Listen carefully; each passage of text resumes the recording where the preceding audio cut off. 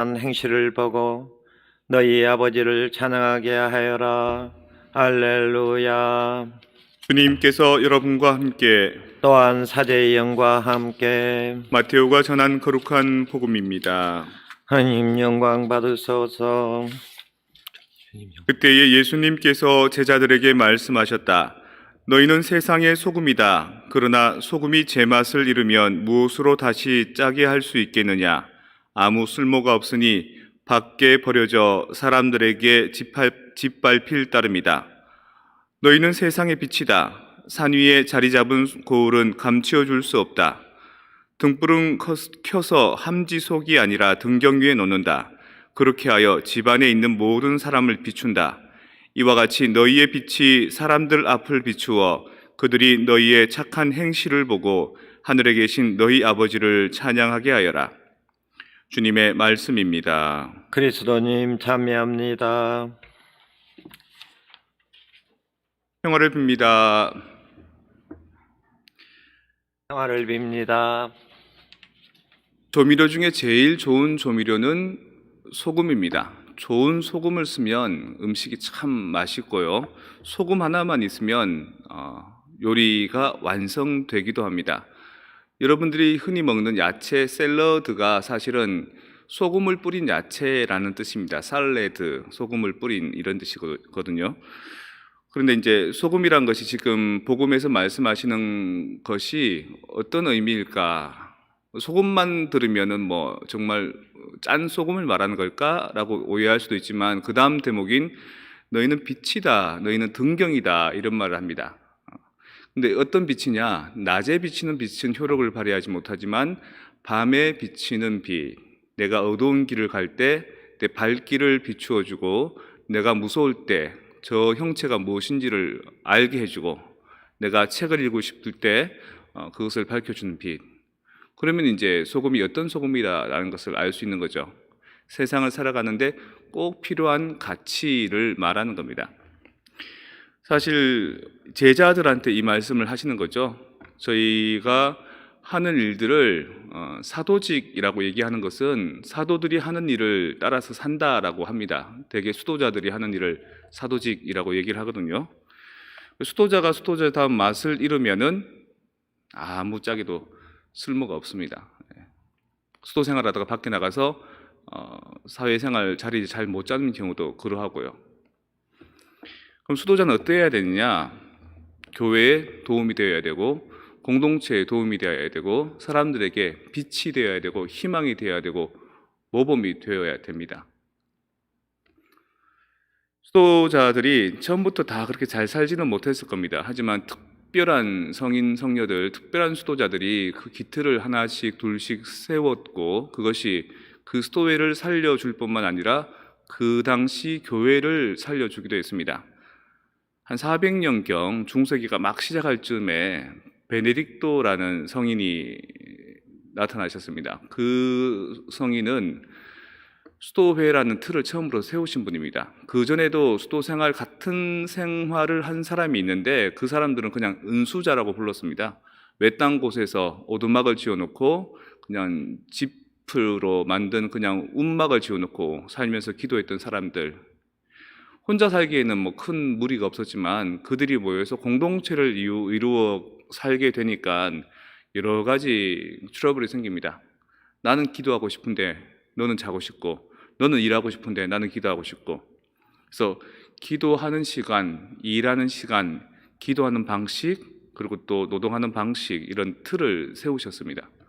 대표적으로 우리가 하고 있는 성밀도의 기도 같은 것들 사실 베네딕토 성인이 기틀을 쌓았다고 이야기할 수 있습니다. 그러니까 우리가 하고 있는 전례 중에도 중요한 전례, 화려한 전례, 웅장한 전례들은 거의 지금도 베네딕토 회에서 거의 많이 그 전통을 배웁니다. 전례학 공부하러 간 사람들은. 베네딕토 성인 이후에 이제 그 어떤 문제가 생기냐면 그 땅을 받아서 그 정착하면서 살아가는 수도 생활을 하다 보니까 그 지역에 있는 다른 일반 사람보다 더 생활하기가 좋아져 버린 겁니다. 그리고 다른 사람들도 그 베네딕토 수도원의 땅에 들어와서 소작을 하게 되는 거죠. 그러니까 가난하고 또 겸손하고 작게 살려고 했던 사람들이 점점 부유하게 되고 점점 더 권위가 있게 되어버리는 거죠. 고인물은 썩듯이 그들의 삶도 계속해서 쇄신이 필요합니다. 그래서 개혁을 하고 또 변화하고 또 변천하고 이런 삶을 겪지요. 그러다가 이제 한 12세기 경쯤에 이제 탁발 수도회라는 수도회가 생깁니다. 탁발은 그 스님들이 목탁 치면서 이렇게 쌀 얻어가서 하는 그런 걸 탁발이라고 하고요. 순수한 우리말로 바꾸면 동량이라고 합니다. 사람들한테 복음을 전파하고 가르쳐주고 사람들이 주는 음식을 얻어먹고 사람들이 주는 돈으로 살아가고 탁발 수도승이 나오게 된 겁니다. 대표적인 수도회가 도미니코회와 또 프란치스코회입니다. 그때는 하느님에 대한 중심적인 신학을 많이 연구하게 됩니다. 하느님은 어떤 분이시고 하느님에 대해서 우리는 어떻게 살아야 되고 우리는 항상 하느님과 성모님을 향해서 열려있는 마음을 가져야 되고, 근데 공교롭게도 그 시기를 한 4세기부터 한 12세기까지 시기를 교회에서는 그렇게 표현을 잘 안 하지만 일반 사회에서는 중세기는 암흑기라 그럽니다. 왜냐하면 사람들도 저마다 자기 욕구가 있고 자기 성격이 있고 자기의 다양한 캐릭터들이 있는데 그걸 너무 하느님 중심으로 끌어가니까 거룩하게만 살게끔 하니까, 그러면서도 거룩해야 될 사람들은 정작 거룩하게 살지 못하는 그런 어떤 오류들이 생기니까, 그래서 거기에서부터 이제 새로운 또 수도회들이 생겨납니다. 개혁 수도회들은 주로 갈색 옷을 입는데 갈색에 맨발에 깔멜 수도회가 생겨납니다. 그분들은 하느님을 바라보는 신앙을 사는 게 아니라 이제 자기 내면을 바라보게 됩니다. 내 속에 있는 첫 번째 방문을 열고 두 번째 방문을 열고 여덟 번째 방문을 열고 난 다음에 마침내 그 속에 계신 하느님과 함께 합일하는 그런 신앙을 가르쳐 줍니다. 십자가의 성령 요한, 또 대대리사 성녀 이런 분들. 거기에서 좀 더 나아가는 게 이제 사람들이 조금 개화되기 시작합니다. 깨어나기 시작하고 사람 중심의 인본주의적인 영향을 받기 시작합니다. 르네상스 이후로. 그래서 하느님이나 아니면 신보다도 내 내면 안에 있는 흐름들을 이렇게 읽어내는 그런 방식이 생겨납니다. 영어로 하면 distinguish죠. 구분하는 거. 근데 이제 스페인 말로 하면 distinguishio라고 해서 내 안에 있는 영적인 흐름이, 옛날에는 다 영적인 흐름, 내적인 흐름은 다 좋은 건 줄 알았는데 가만히 따라가 보니까 어떨 때는 변덕을 부리더라는 거죠. 마치 좋은 것인 양, 하느님을 따르는 양, 내 내면을 찾는 양, 하지만 내 욕심, 내 선입견 이게 더 많고, 어떤 경우에는 나한테는 쓰지만 그거를 참고 따르니까 나한테 좋기도 하고, 그런 것을 이제 잠시 심리학적인 측면에서 접근하고 분별하는 디스팅기시가 생겨납니다. 예수의 영성이 생겨난 거죠.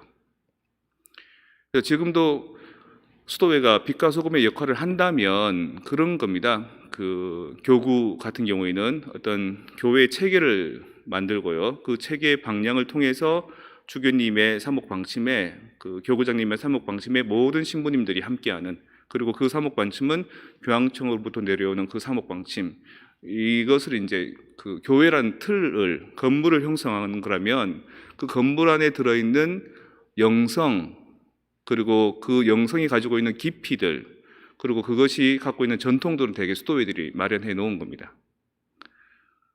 그렇게만 되면 우리가 이 세상 안에서 어두울 때 빛이 되어줄 수 있고 밋밋할 때 소금이 되어줄 수 있는데, 과연 나는 빛의 수도자로서의 삶을 살고 있는가? 또 소금의 수도자로서의 삶을 살고 있는가? 그 여러분들은, 우리 본당 같은 경우에는 수녀님은 베네딕토 수도회이고 나는 프란치스코 수도회인데, 과연 프란치스코 수도회의 영성에 대해서 여러분들 제대로 배워본 적이 있던가? 아니면 베네딕토 수도회에 대한 영성을 여러분 배워보신 적이 있던가? 물론 베네딕토회나 프란치스코회는 거의 1000년, 1500년 전의 수도회이기 때문에 보편교회 안에 믿고 따르는 것이 다 이미 그 수도의 영성을 따르고 있기는 합니다. 하지만 그거 말고 특별히 이곳의 수도자들만이 갖고 있는 특별한 영성들, 특별한 가치들, 우리가 갖고 있는 방법론을 통해서 하느님을 만나 본 적이 있던가? 우리 성당에 오면은 다른 성당 가는 것보다 좀 다른 영성의 향기가 있는데 라는 특징을 느끼고 있던가? 그래서 보편교회의 양식인 미사, 강론, 또 아니면 뭐 교육 뭐 이런 것들 말고 우리 교우들에게 특별하게 수도의 영성을 좀 가르쳐 드릴 수 있는 시간이 필요하다. 그래서 곰곰이 생각해 보니까 매월 첫째 주 수요일은 성소 후원의 미사를 드리고요. 또 셋째 주 수요일은 아프리카 희망 후원의 미사를 드리는데, 그럼 둘째 주 수요일은 어떤 미사를 드릴까? 우리가 갖고 있는 수도회 영성 중에서도 선교회 영성을 좀 가르쳐 드리고 싶다라는 생각이 들었습니다. 선교회라는 것은 같은 수도회이긴 한데 다른 곳에 나가서 복음을 선포하는 사람들인 거죠. 한국 땅에도 제일 먼저 어떤 선교회가 들어왔냐면 파리 외방 선교회가 들어왔습니다. 그래서 목숨을 이를 각오로 하고 오는 거죠. 여러분이 잘 알고 있는 구노의 아베 마리아도 그 구노라는 사람이 자기 친구 파리 외방 선교회 신부가 한국으로 가기 전에 그게 안타까워서 만들어진 노래라지 않습니까? 근데 그 선교의 영성 중에 옛날에는 우리가 해외 선교사들로부터 은덕을 입었지만 지금은 우리나라 사람들이 해외로 나가는 선교회가 있습니다. 한국의 외방 선교회. 둘째 주는 한국의 외방 선교회들의 영성을 제가 좀 소개를 해드릴 겁니다. 그 넷째 주는 수녀님이 계신 베네딕토의 영성, 흔히 분도회라고 하는데 프란치스코회를 방지거회라고 하듯이 이 해외 발음, 그 알파벳 발음을 한자로 바꾸면 프란치스코를 방지거, 뭐 베네딕토를 분도, 안토니를 안당, 뭐 토마스를 동마, 뭐 이렇게 하거든요. 분도의 영성, 베네딕토의 영성을 주님이 도움을 받아서 제가 자료를 좀 얻어서 여러분들한테 소개를 좀 해줄 겁니다. 그래서 이런 각 수도회들이 갖고 있는 깊이들, 영성들은 어떤지. 그럼 1, 2, 3, 4주는 다른 걸 다 하는데 프란치스칸 영성은 언제? 그럼 평소에. 예. 본당에 제속 프란치스코 회도 있고 제가 프란치스칸 수도자이기도 하니까 수시로 프란치스칸 영성을 여러분들한테 전파해주고 전달해줄 겁니다. 그래서 우리가 LA 대교구 안에서 똑같은 어떤 교구장님의 방침대로 우리가 신앙생활을 하고 있지만 그 중에서도 소금과 같고 그 중에서도 또 빛과 같은 수도의 영성에 대해서 이제 앞으로 소개하고자 합니다. 여러분들은 하느님을 만나는 방법 중에 그 학습된 방법을 많이 가지고 있습니다. 이렇게 해야 된다, 저렇게 해야 된다라는 거. 그 이유 중에 하나가 파리 외방 선교회 신부님께서 아주 엄격한 분들이셨거든요. 처음에 한국에 들어오셔서 그 복음을 가르쳐 주셨던 그분들이. 그래서 교회에서는 그들을 일컬어 얀센이라는 그 신부님의 정신을 이어받은 얀세니즘이라고 얘기합니다. 근데 얀세니즘이란 말이 그렇게 좋은 뜻이 아니라 너무 엄격한 집단들을 얀세니즘이라고 얘기합니다. 그래서 신자들이 항상 묵주기도하고 항상 열심히 기도하고 열심히 미사하고 바시런하게 하고 이런 거 혹시 다른 미국 사회 다른 신자들도 그렇게 하던가요? 조금 다르죠. 얀세니즘을 가지고 계신 그 파리 외방 선교회 신부님들의 영성을 한국 정서가 받아들여서 그런 겁니다. 그리고 본당 안에 이렇게 머물러 있는 것, 또 깊이 있는 어떤 하느님과 합의를 원하는 것, 그거는 또 왜 그러냐? 그거는 그 맨발의 깔매 수도회의 영성이 그 봉쇄 깔매 수녀님들의 번역된 책으로 우리가 많이 배웠기 때문입니다. 옛날에는 20, 30년 전만 해도 영성 서적이 마땅한 게 없어가지고 책을 보면 거의 다 깔매 수도의 영성을 공부를 했거든요. 근데 그거 말고 춤을 추도 재미있게 새와도 얘기하고 물고기와도 얘기하는 프란치스칸 영성도 있고요. 그리고 내 삶을 땀 흘려서 일하지만 일하는 것을 기도하는 마음으로 일하고 사람을 상대할 때 그리스도를 대하듯이 상대하는 베네딕토 영성도 있고요. 그밖에 다른 성인 성녀들의 다양한 삶의 방식들이 있습니다. 그리고 여러분들도 여러분들의 성격, 여러분들의 퍼스널리티, 여러분들의 캐릭터에 맞는 신앙을 살면 그것이 또 독창적인 영성이 되기도 하고요.